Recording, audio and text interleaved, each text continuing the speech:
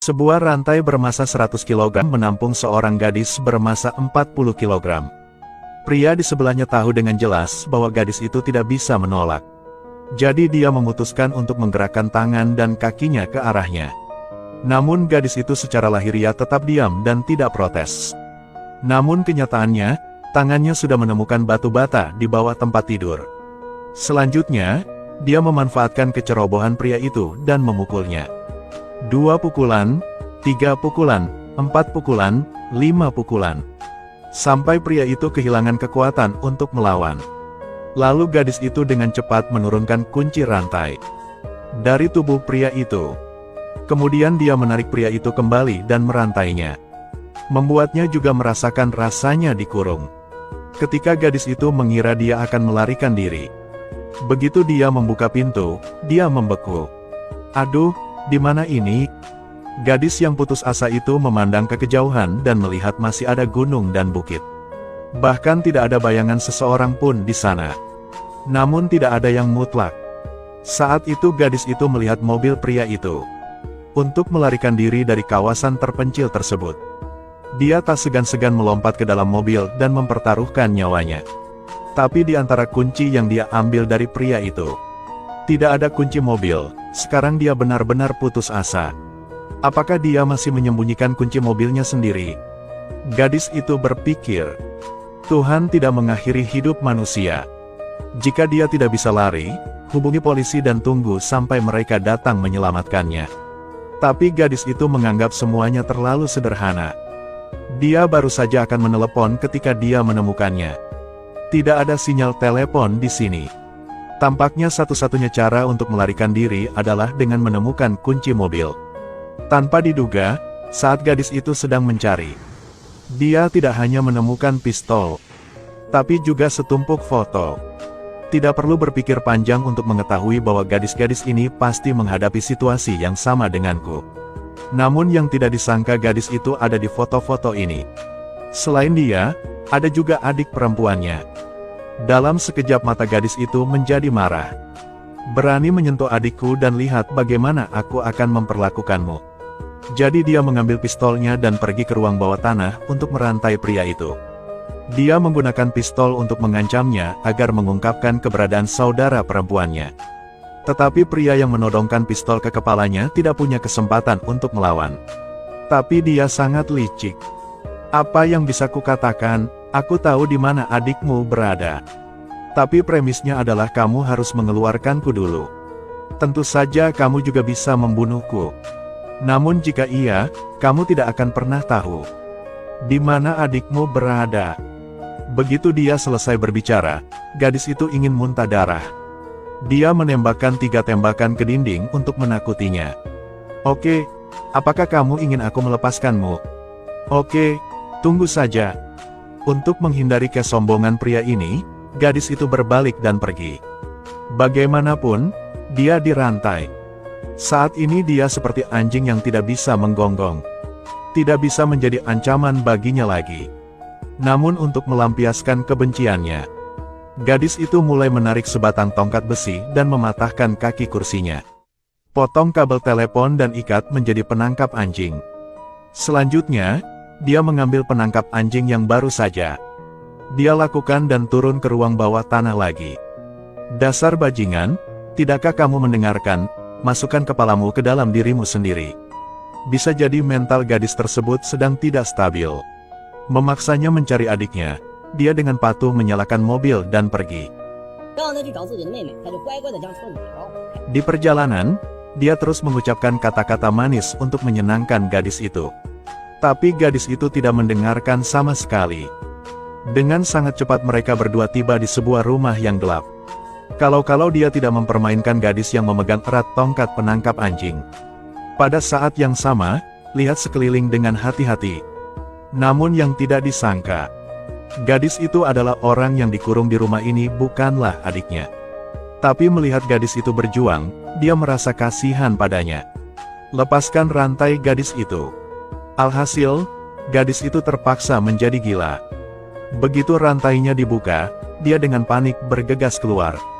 Aku tidak peduli gadis itu memanggil apa. Akhirnya sialnya dia tersandung. dan jatuh ke dalam perangkap dan meninggal di tempat. Gadis itu patah hati, tetapi lelaki itu berbicara lagi. Dia juga tidak tahu di mana adiknya berada, karena bagaimanapun dia hanyalah seorang bawahan. Tapi dia tahu tempat lain, mungkin adiknya ada di sana. Jadi gadis itu tidak banyak bicara dan memintanya untuk membawanya pergi. Gadis-gadis yang tiba-tiba datang ke sini semuanya adalah jebakannya. Sehingga ketika gadis itu tidak memperhatikan, dia bisa lepas dari tongkat ini. Pada saat yang sama, tangkap gadis itu. Orang yang memakai helm ini bukanlah orang biasa, apalagi wanita. Tapi gadis ini tidak mempercayainya. Bahkan merasa kasihan pada pria itu dan memaksanya membuka kunci. Melepas topi saja tidak cukup. Dia juga meminta untuk melepaskan ikatan gadis itu. Akibatnya, dia baru saja dibebaskan. Melompat dan mendorong gadis itu ke bawah. Dia seperti anjing gila saat ini. Mencekik gadis itu. Di saat yang sama, pria tersebut memanfaatkan kesempatan tersebut untuk melarikan diri dari penangkap anjing. Gadis itu mengambil senter. Pukul kepalanya. Saat ini dia melihat pistol jatuh di sampingnya. Jadi dia mengambil kesempatan itu untuk mengambil tongkat kayu itu. Dan hendak memukul. Kemudian dia segera mengambil pistolnya dan menarik pelatuknya. Tembakan 3 kali berturut-turut.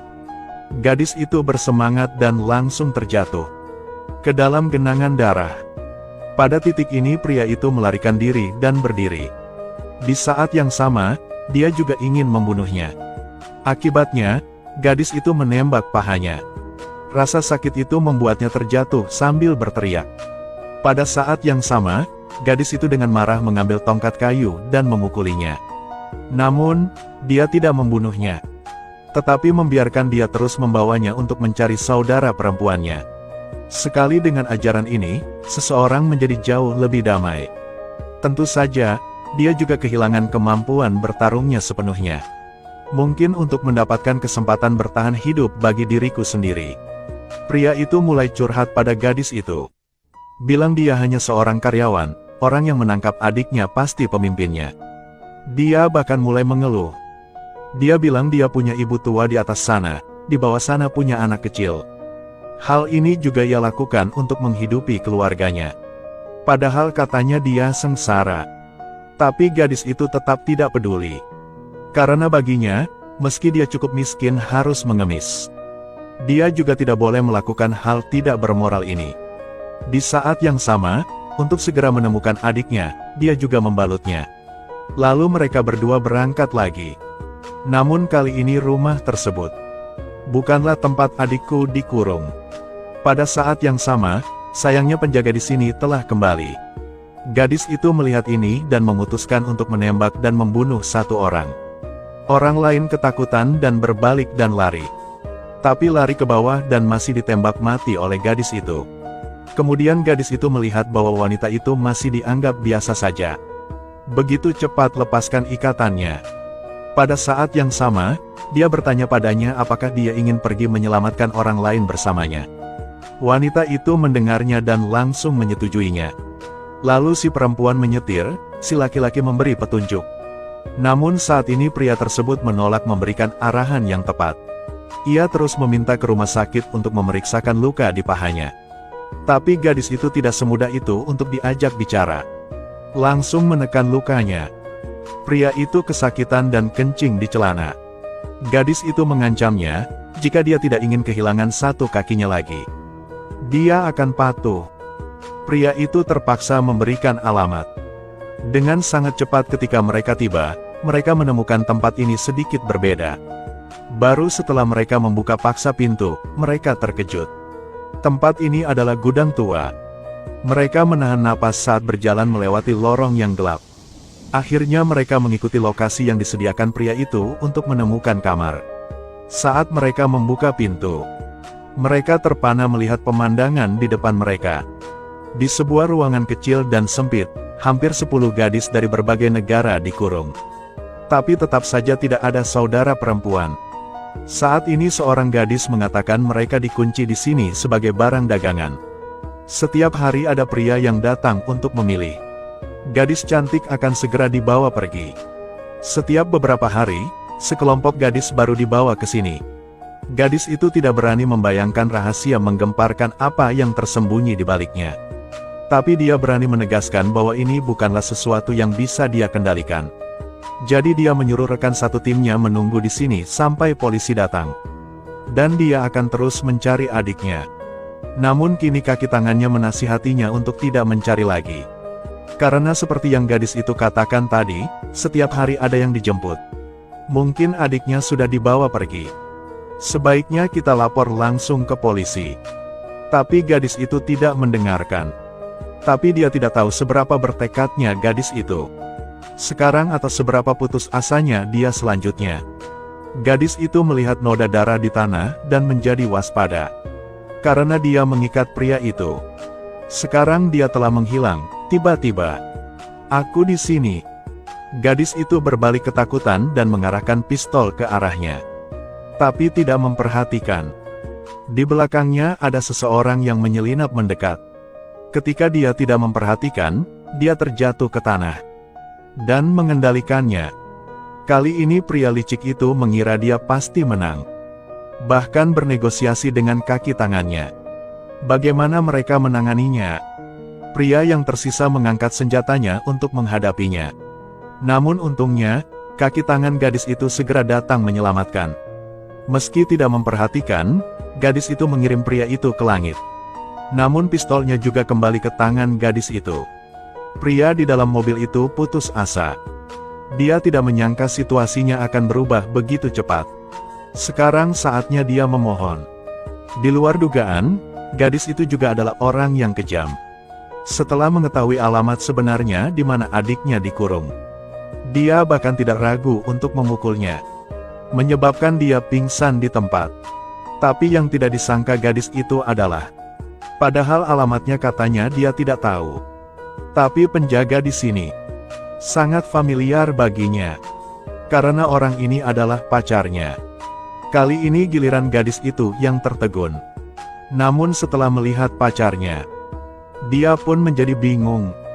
Pada akhirnya, dia membuka mulutnya terlebih dahulu dan menyuruh gadis itu meletakkan pistolnya. Tapi saat ini gadis itu hanya sedikit bingung. Tapi tidak bodoh. Gadis itu memegang pistolnya dan bertanya kepada pacarnya mengapa dia muncul di sini. Tapi dia sengaja menghindari mengubah topik. Berkata dia mencari saya kemana-mana.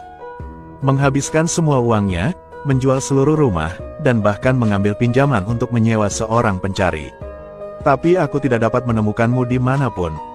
Sekarang aku melihat kamu masih hidup. Aku merasa tenang. Mendengar pacarnya begitu mencintainya. Perlahan gadis itu lengah. Tanpa diduga, dia hendak duduk dan berbicara dengan pacarnya. Kemudian terdengar suara di dalam ruangan. Gadis itu menjadi waspada lagi. Tapi sang pacar tetap dengan berani mengatakan itu bukan apa-apa. Gadis itu tentu saja tidak percaya. Dan menodongkan pistol ke arahnya. Dan memaksanya membuka pintu. Tidak peduli siapa yang ada di dalam, dia memastikan untuk tidak menembak. Begitu dia mendengar ini, dia dengan patuh membuka pintu. Hasilnya ketika pintu terbuka, gadis itu menemukan bahwa orang yang terkunci di dalam adalah adik perempuannya. Kini gadis itu sudah tidak bisa mengendalikan dirinya lagi. Namun dia tetap sabar menanyakan alamat rumah pria di bawah mobil itu. Setelah mengetahui alamatnya, dia langsung menanganinya. Kemudian gadis itu dengan santai berjalan keluar rumah. Untuk membalaskan dendam adiknya yang tersiksa. Kemudian dia mengangkat pistolnya dan membidik pria itu dan menembak. Tapi dia hanya mengancamnya, karena membiarkannya mati begitu saja itu terlalu baik untuknya. Jadi gadis itu mengandalkan alamat yang diberikan pacarnya. Bawa dia kembali ke pintu depannya. Ketika istri pria itu membukakan pintu dan melihat suaminya berlumuran darah, dia ketakutan setengah mati. Gadis itu diam-diam berbalik dan pergi. Namun saat gadis itu berjalan, dia memikirkan adiknya yang tersiksa. Semakin dia berpikir, semakin marah dia, semakin dia berpikir, semakin dia ingin membunuh. Dia memutuskan untuk membalaskan dendam adiknya. Saat putri laki-laki itu hendak menutup pintu, gadis itu mengangkat tangannya untuk menghentikannya. Film berakhir di sini. Beberapa orang mengatakan ini adalah akhir yang terbuka. Makna yang ingin disampaikan sutradara tidak terlalu bagus. Jika itu adalah orang normal, dan digabungkan dengan berada di negara asing, siapa yang tidak akan terburu-buru masuk dan membunuh mereka semua? Namun penonton yang cermat menemukannya. Tangan menghalangi pintu. Agak hitam dan kotor.